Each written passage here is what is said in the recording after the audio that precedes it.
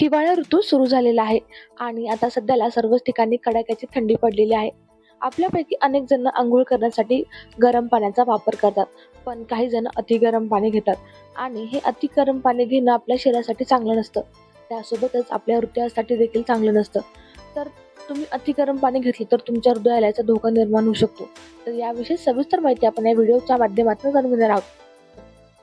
गेल्या काही दिवसांपासून शहरामध्ये थंडीचा जोर वाढत चालला आहे. थंडीपासून बचाव करण्यासाठी विविध उपाय केले जातात.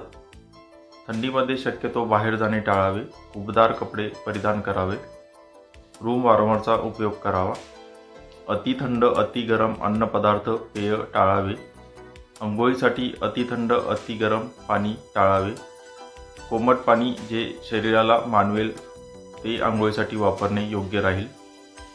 अतिगरम पाण्यामुळे त्वचेचा रक्तपुरवठा वाढतो, यामुळे हृदयाला जास्त काम करावे लागते आणि हृदयाची ऑक्सिजनची गरज वाढते. अतिथंड पाण्यामुळे त्वचेच्या रक्तवाहिन्या आकुंचन पावतात.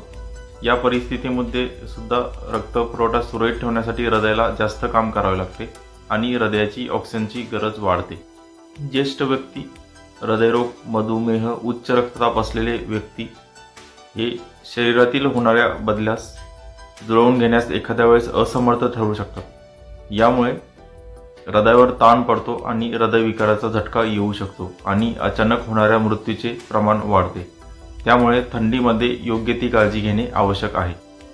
डॉक्टरांनी सांगितल्याप्रमाणे तुम्ही अंघोळीसाठी अति गरम पाण्याचा वापर करू नये. कोमट पाणी घ्यावं, जेणेकरून तुमच्या हृदयाला कुठलाही आणि तुमच्या शरीराला कुठलाही वाईट परिणाम होणार नाही. Apurva Talnikar, news 18 local, Chhatrapati Sambhajinagar.